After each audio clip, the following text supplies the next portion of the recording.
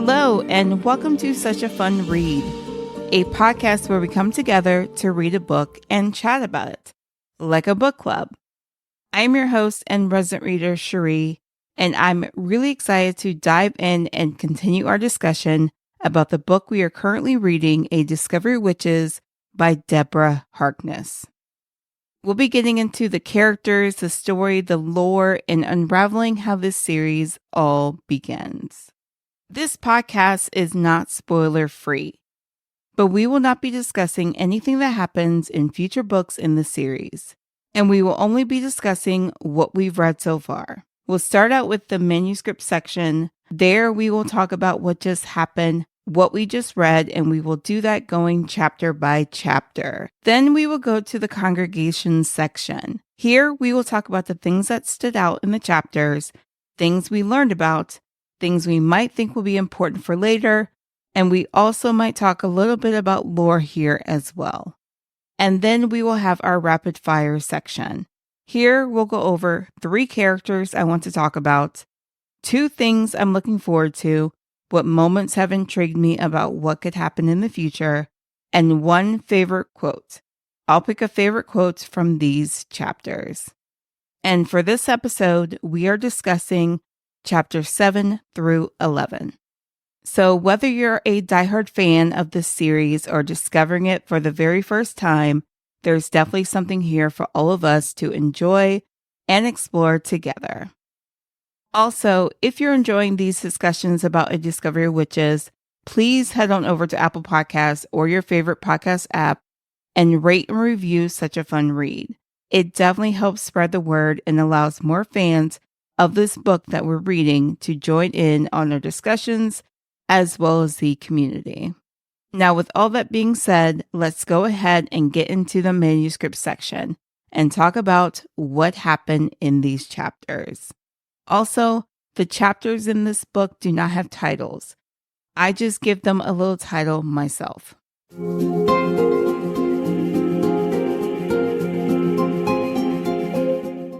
So first up, we have chapter 7, The First Date.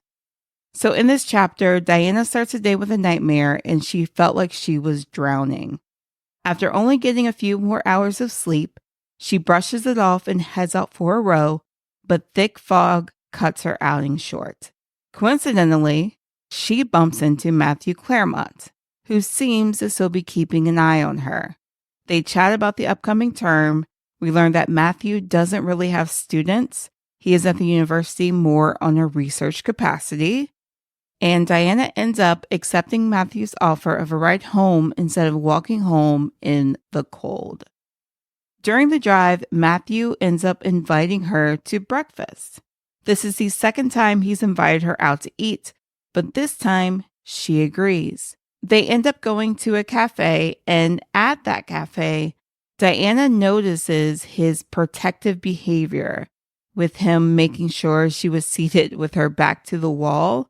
Also, Matthew seems to be a regular at this cafe. Diana wonders if the people there know about him, and he responds by saying that they know that he is different.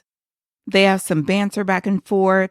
We learn that Matthew studies science because he needs to know why he's here. She wonders what his relationship is with scientific research of neuroscience, DNA research, animal behavior, and evolution. He doesn't really give her a straight answer, but he wonders what she thinks it might be. She says that she thinks something is holding them all together, but isn't sure what that is. Or he might just be an intellectual magpie. He questions her about why she's an historian, and she says it is because of how logical it is. There is a beginning, middle, and end. That seems to be something that has been said a few times in this book. Agatha said it, now Diana has said it. Matthew even hinted at it. I just noticed that. So Diana mentions how she needs to go to yoga that evening. I forgot about the yoga. And then Matthew surprises Diana by inviting her to a yoga class the next day. When Diana gets home, she puts a $10 bill in an envelope to be delivered to her friend, Christopher Roberts. I think I forgot to mention that in the last episode, but I got a laugh here when I read this. He bet her $10 that Matthew would ask her out before the end of the week. Chapter 8, A Day of Yoga. So the next day rolls around and it's yoga time with Matthew. Despite attending a lackluster class the night before, Diana joins him for another session, this time at the old lodge. Matthew's gesture of offering his hand to help her out of the car catches Diana off guard, especially when she feels how unnaturally cold his hand is. They also have a brief moment of connection, and that leaves both of them surprised. So the yoga class turns out to be a mixed bag of supernatural beings with vampires, witches, and demons all in attendance. Matthew didn't tell Diana because he didn't think she would want to come, which I get it, but you gotta tell people where they're going. So the session is led by Amira, who is a witch. Right before the session started, Diana sensed someone else's presence in her mind and felt this individual looking at her. But this voice was different from before. She looked over at that individual, which seemed to surprise them, and they said sorry. They apologized for invading her privacy. Also, toward the end of the session, Diana steals glances at Matthew, and their eyes meet. And that momentarily softens their expressions. After the class, Matthew extends an invitation for tea at the gatehouse at the old lodge, and we learn that Matthew built that place. And the keystone over the house's gates read 1536, which I believe is the year it was built. So we are getting closer to knowing Matthew's age. While they have their tea, the conversation ends up taking a serious turn when Diana adamantly declares her refusal to use magic, much to Matthew's confusion. The tension between them ends up escalating as Matthew questions Diana's reluctance to embrace her witch heritage, and he ends up admitting to not being sure if he can work with Diana on Ashmole 782 after all. Chapter 9, When a Vampire Craves a Witch. So in this chapter, we are back to Matthew's perspective. He is in Scotland, seeking refuge with his best friend Hamish Osborne at Casdow Lodge. Over drinks, Hamish probes into why Matthew needed to see him, prompting a discussion about Diana. Matthew said that he needed to get away from a witch. Matthew does acknowledge Diana's uniqueness. He tells Hamish that she's a bishop and a proctor, which makes Hamish remark that she is a witch twice over and that she must be powerful. Matthew mentions how Diana doesn't want to use her magic, but when he watches her, he notices her using it more than she realizes. She shimmers when she's angry or lost in her work, he said. During this discussion, Hamish is noticing how Matthew is speaking about Diana. And he thinks that his friend might just be in love. And Matthew even admits that he needs to go hunting to get his craving for Diana Bishop under control. So as they unwind after the hunt, conversation drifts back to Diana, with Matthew downplaying the significance of their interactions. However, Hamish sees through his friend's facade, sensing Matthew's growing affection for Diana. Like I said, Hamish thinks that his friend just might be in love. And also, Matthew mentions how he knew all of the colors in Diana's eyes: blue, gold, green, and gray. Yeah, that's no big deal. Their banter delves into the mysteries surrounding Diana and the lost manuscript that she possessed, leading to revelations about Matthew's intentions and desires. He says he's just interested in the manuscript because he's been looking for it for over 100 years. Hamish jokingly wondered if this manuscript contained the Philosopher's Stone or the Elixir of Life, and then he stopped joking when Matthew met his eyes. Matthew called it the Lost Book. And Hamish starts thinking about how Matthew and his family weren't big fans of witches, and yet Matthew is protective of Diana, which puzzles him. Then we dive into Hamish speaking about demons and prejudices, kind of similar to what Agatha Wilson said. Hamish also brings up those Westminster murders. Matthew thinks the murders are a sign that the vampires are dying out, and he also thinks that creatures are becoming extinct. That's when Hamish decides to ask Matthew about Diana's powers and what he's really after. Does Matthew want the witch for herself or for her power over the manuscript? Matthew quickly responds that he doesn't want her power, then says that he doesn't know what he wants. Then the conversation turns to women in Matthew's past and how he hurt them. And then this chapter ends on them playing chess into the middle of the morning. Chapter 10, when the other witches are getting on my nerves. So we catch up with Diana right after Matthew dropped her off the other night. Stepping into her rooms, she's hit with a barrage of messages from Aunt Sarah, both on her answering machine and cell phone. Not ready to face the storm just yet, she mutes her devices and tucks into bed. The next morning, after a refreshing run, she finally caves and calls her aunts. Sarah is frantic, while M suspects it's a vampire causing trouble. So Diana spills the beans about her yoga session with Matthew and the other creatures, leading to Sarah's skepticism about a vampire playing guardian angel to a witch. But Diana stands her ground. She ended up confessing about Ashmole 782, but she is adamant that she didn't cast any spells. Sarah, of course, is not convinced. She is urging Diana to channel her inner witch next time she comes across a bewitched manuscript. Back at the library, Matthew is MIA. As we read in the last chapter, he's in Scotland. But Miriam is there, and she ended up dropping some harsh truths on Diana. She was trying to push her to stop playing damsel in distress and start owning her powers, pretty much like Sarah has been telling her. Then something weird happens. Diana feels frustrated after her talk with Miriam, and her fingers begin to itch. And then tiny sparks of blue-green began arcing between her fingertips. Luckily, there was no one around to see, and then she had a tough time concentrating after that, which, yeah, I would too, and she decided to go get some tea. On her way to lunch, she looked into the upper reading room and saw all of the creatures there. They apparently had segregated themselves, only sitting near their own kind. And it seems the creatures are there at the library because Matthew isn't around. They might be afraid of him. After Diana is back in the library from her break, she comes face to face with the wizard who attempted to invade her thoughts. This is the one from before and not the one at the yoga session.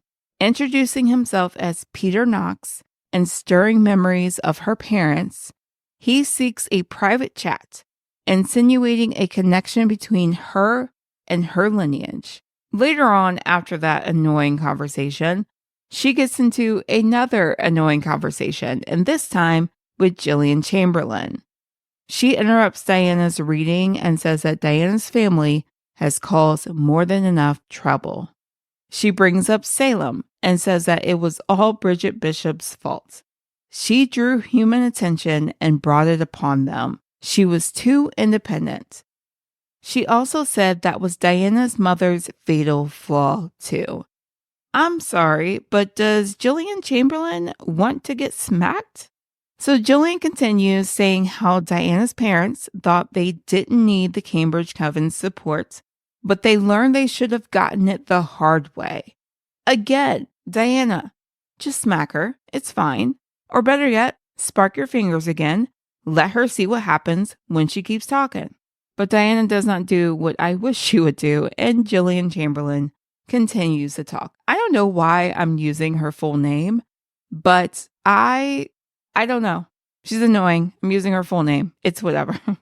But she continues to talk, and she starts talking about Diana's father and how his power was more than they had ever dreamed. She also then starts to hint at Diana's parents being killed by witches. At least that's what I'm getting. And then she pretty much threatens Diana. She tells her to think about what happened to her parents and Bridget Bishop before she turns down another coven gathering. So after Diana leaves the library and heads home, she receives a note from the warden, and he invites her for a drink before dinner. And she reluctantly attends, but Peter Knox is there. Diana then remembers where she saw Peter Knox's name.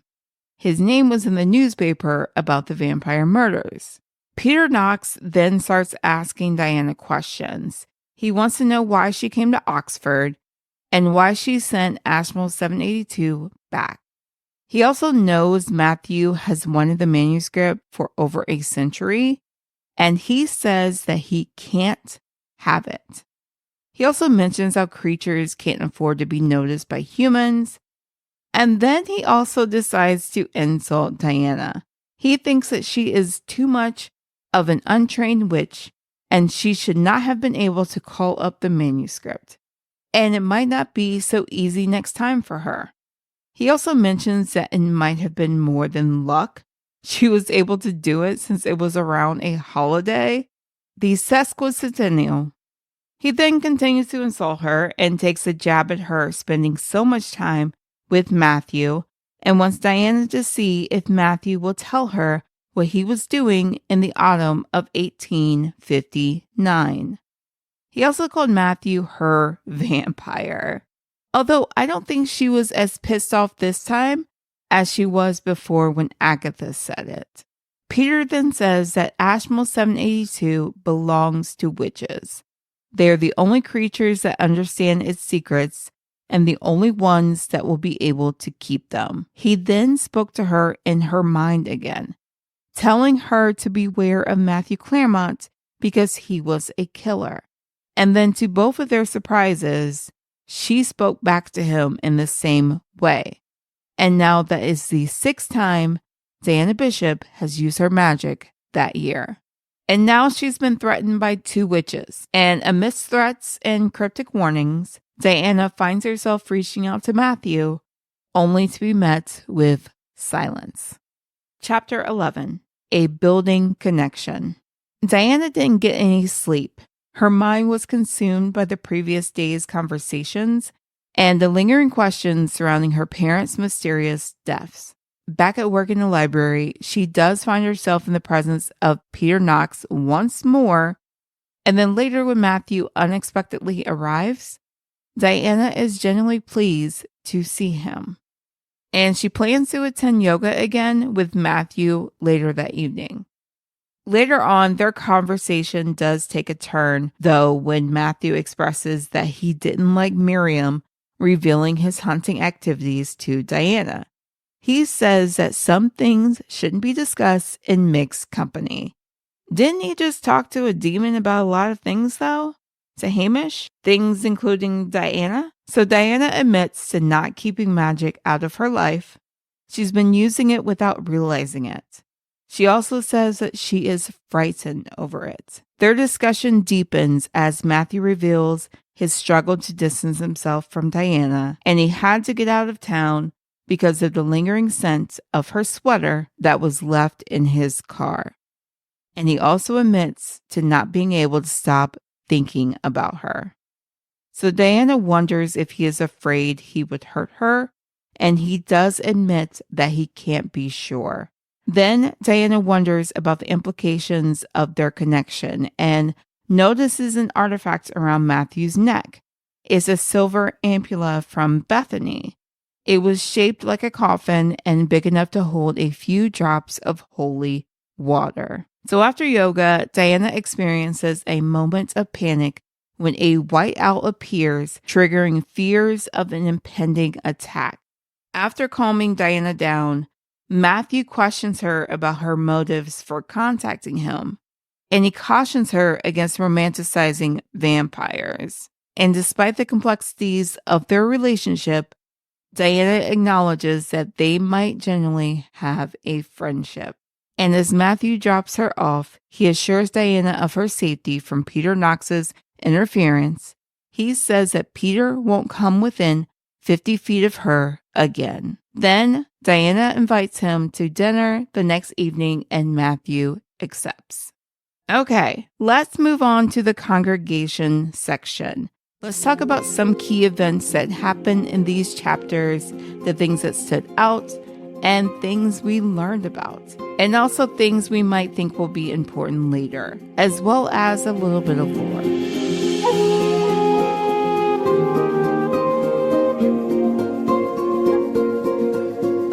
So first up, let's talk about Diana and her magic. Some of these key events will probably be mentioned multiple times in these episodes. We'll just keep adding to it. This is one of them.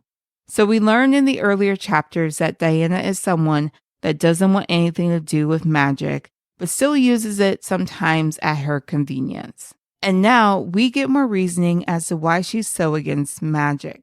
She mentions how she wants a normal life. I don't want to be different, I said fiercely. I want a simple, ordinary life, like humans enjoy.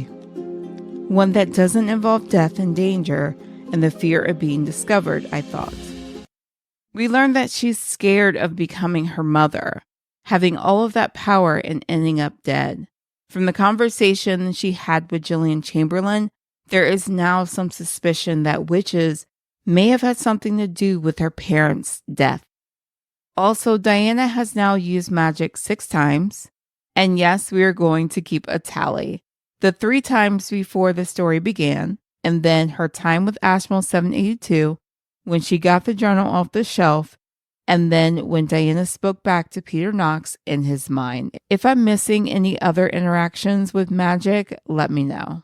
Next, let's move on to Matthew and what happened with him in these chapters. So we get more information about Matthew.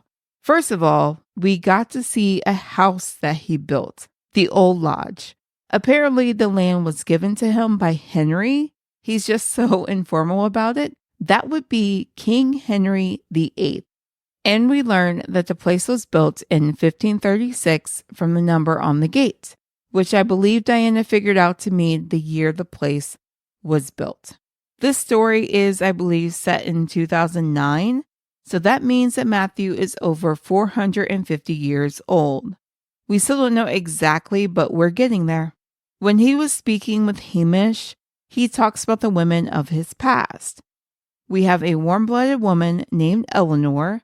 Matthew and his brother were fighting, and she got between them to try to stop it, but he ended up killing her. Then there is also a mention of another woman named Cecilia Martin that he killed over a century ago. He turned her into a vampire, and she walked into a burning building because she hated it. Okay, let's talk more on Ashmole 782. Here's a recap from what happened before. Diana encountered Ashmole 782 and then sent it back because it weirded her out. So many creatures started to turn up because of the manuscript. Agatha Wilson, a demon, hinted at the significance of the manuscript, suggesting that it held the key to their existence. And now we've learned what Matthew possibly thinks it could be. We look back on the joke Hamish said about the manuscript containing the Philosopher's Stone or the Elixir of Life, and Matthew didn't find it funny. Ashmole 782 was considered the lost book. Matthew talked about it with Hamish. Like most creatures, Hamish had heard the stories. One version suggested the witches had stolen a precious book from the vampires, a book that held the secret of immortality. Another claimed the vampires had snatched an ancient spellbook from the witches and then lost it.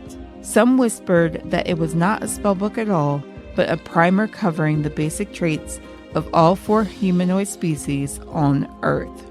Matthew had his own theories about what the book might contain. An explanation of why vampires were so difficult to kill and accounts of early human and creature history were only a small part of it. We also get more about it from Diana and Peter. We'll go with what Diana says first. She is speaking with her aunts, Sarah and Em, telling them about her experience with it. Someone had put a spell on the manuscript's text. There were layers upon layers of writing moving underneath the surface of the pages. Diana also said that it felt funny and wrong, and that when she put her palm on it, the manuscript tingled, then sighed, and then relaxed. She broke the spell when she did this, but it was reactivated when she sent it back. Now we'll mention what Peter Knox said. I mentioned earlier that Peter Knox said that witches are the only creatures that understand the secrets of Ashmole 782 and the only ones that will be able to keep them. Then Diana gets annoyed after he says this and demands what is in the manuscript. And Peter Knox responds, he says, "The first spells ever constructed, descriptions of the enchantments that bind the world together. The secret of immortality, how witches made the first demon, how vampires can be destroyed once and for all. It's the source of all of our power, past and present. It cannot be allowed to fall into the hands of demons or vampires or humans." Another thing I want to bring up is the newspaper article about the killings. This was one of the two things I was looking forward to knowing more about from the last episode. This time it was brought up during the conversation between Matthew and Hamish. Hamish called them the Westminster killings. And we learned that Matthew thinks the murders are actually a sign that vampires are dying out and creatures are becoming extinct, which could give us another clue as to why he wants Ashmole 782 so badly, so he could figure out what is going on with vampires, as well as if it can be stopped. Now, I want to talk about one of the locations in this book.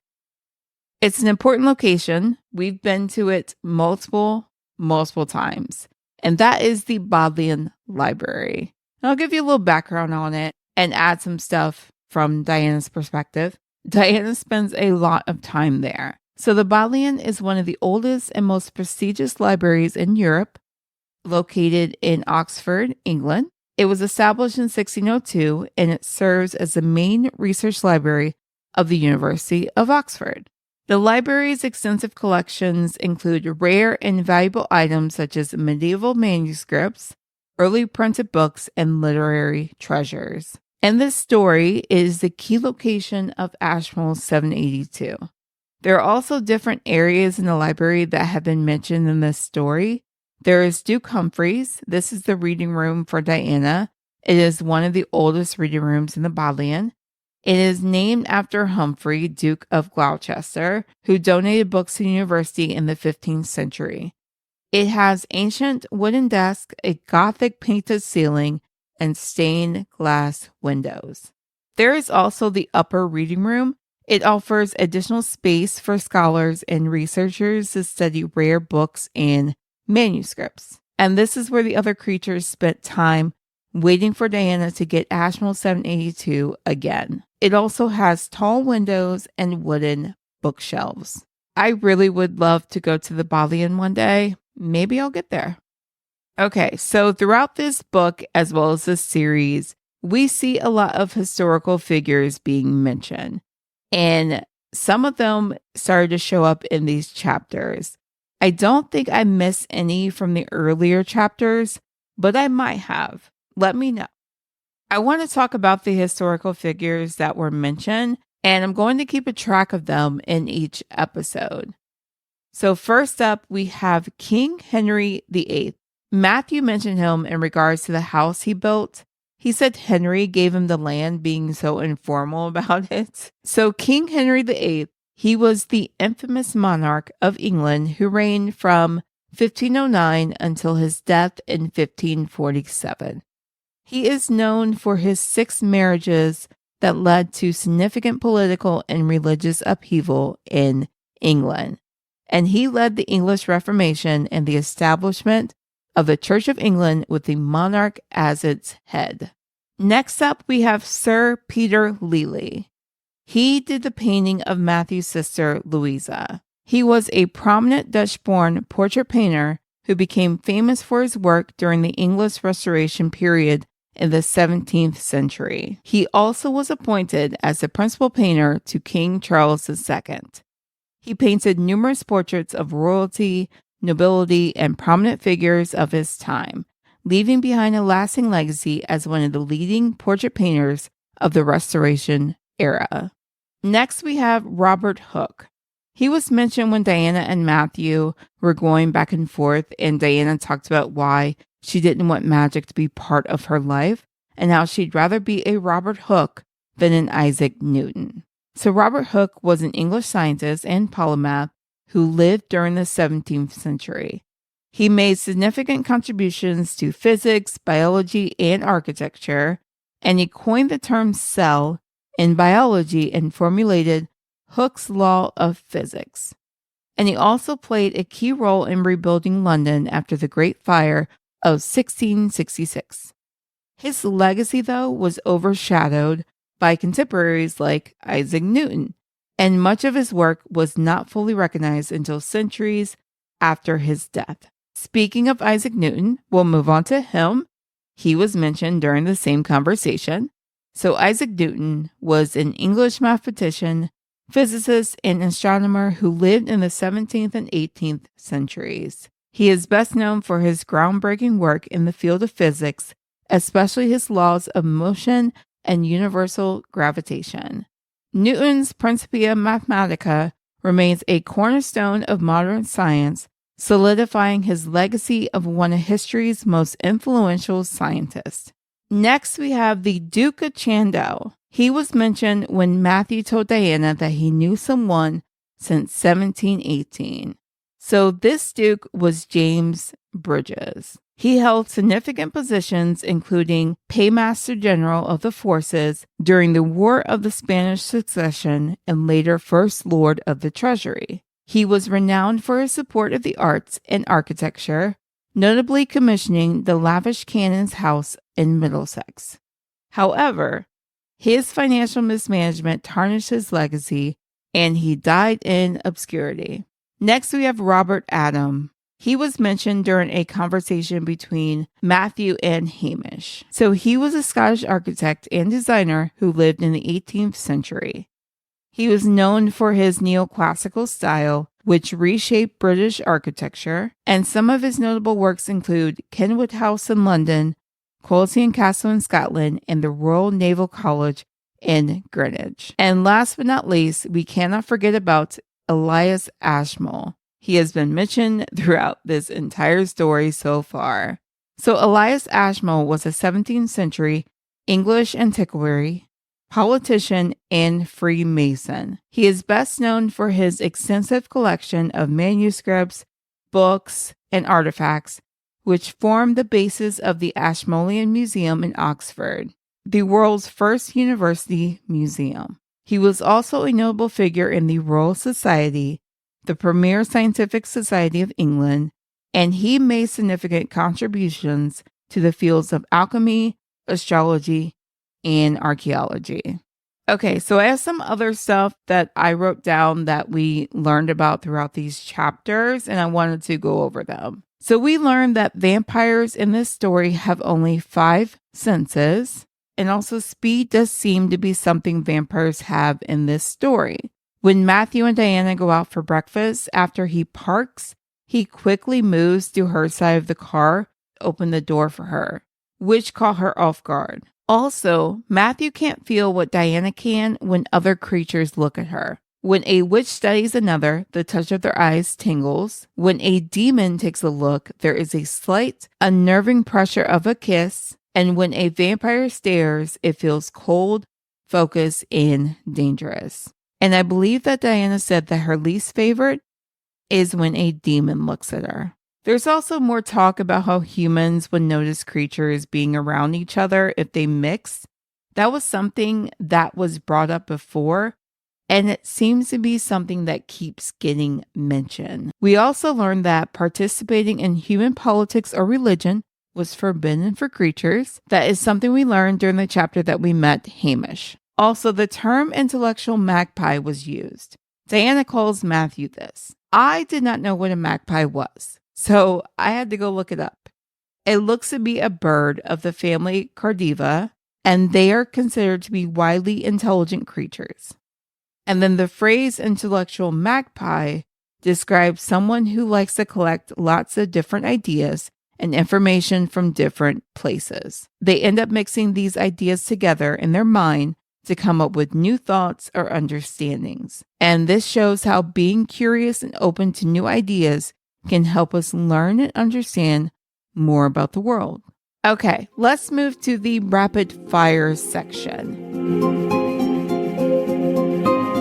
So we'll start with 3 characters. The first character I want to talk about is Hamish Osborne. He is a demon and he is from a Glaswegian family. His father was an insurance salesman and his mother a full-time homemaker. He is also an only child. He is Matthew Claremont's closest friend. He's able to understand Matthew in ways others can't. And he realized he was smarter than his teachers at the age of 12.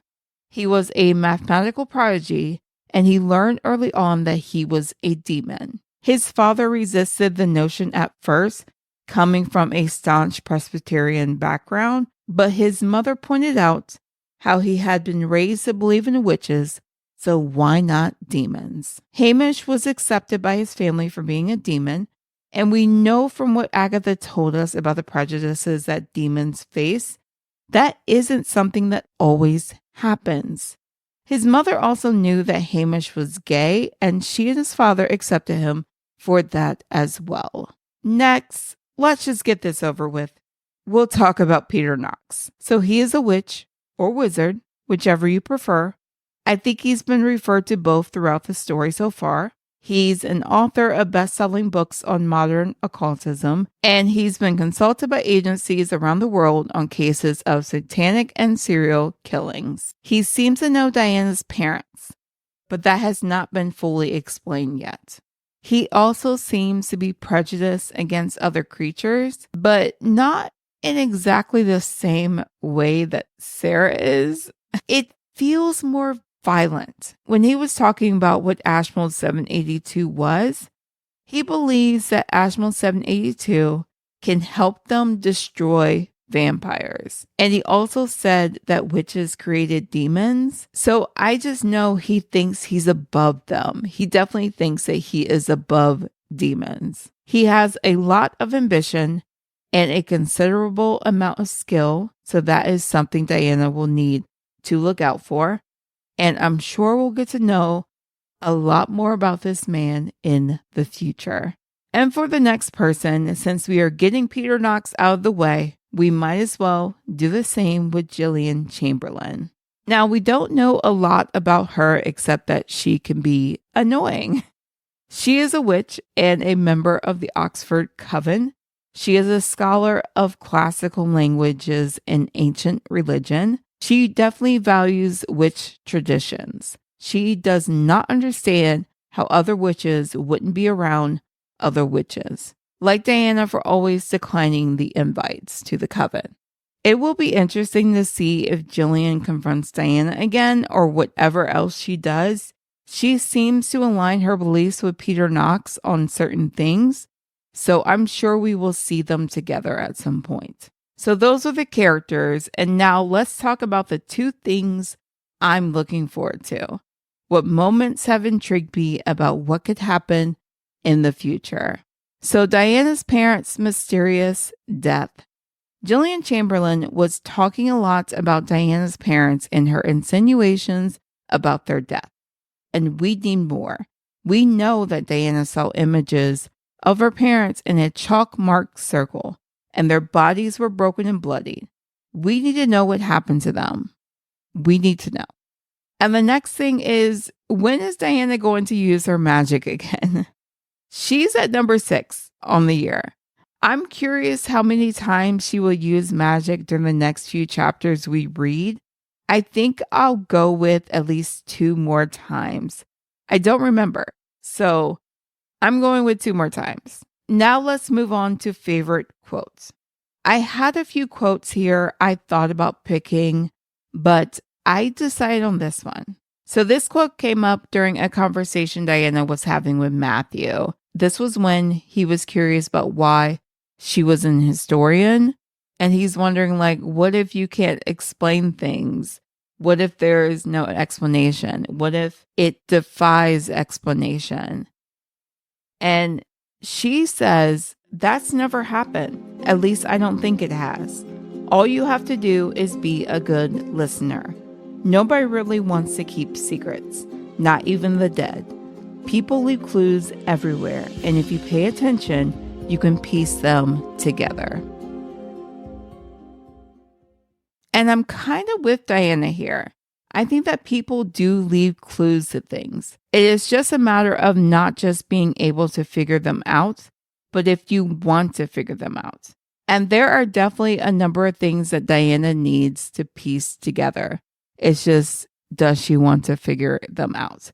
Why Ashmole 782 was drawn to her? What Matthew wants with her in Ashmole 782? What really happened to her parents? Again, we need to get to that. What all the creatures really want from Ashmole 782? I believe Agatha Wilson wants it to understand things better. Peter Knox seems to want it for evil. We know that Matthew seems to want it to understand and solve things. And also, Diana's magic. It is strong enough to unlock Ashmole 782. Will she be able to figure out what else she can do with it? And also, will she want to? Some of these things might seem easier than others to figure out, but if Diana can take a moment to step back and look at the clues in front of her, I'm sure she can figure it all out in no time. Well, maybe not no time, at some point.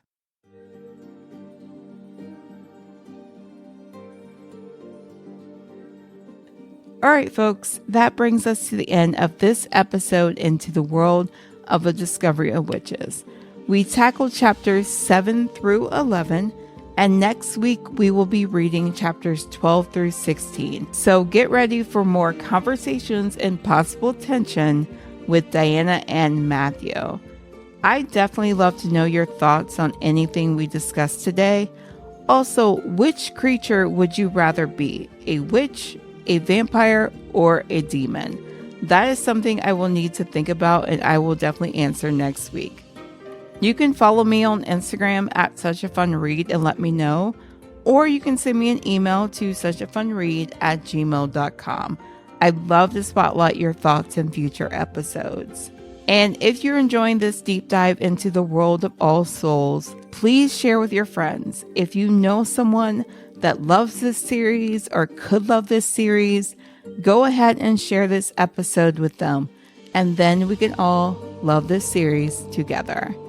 Also, don't forget to please consider rating and reviewing Such a Fun Read on Apple Podcasts or your favorite podcast app.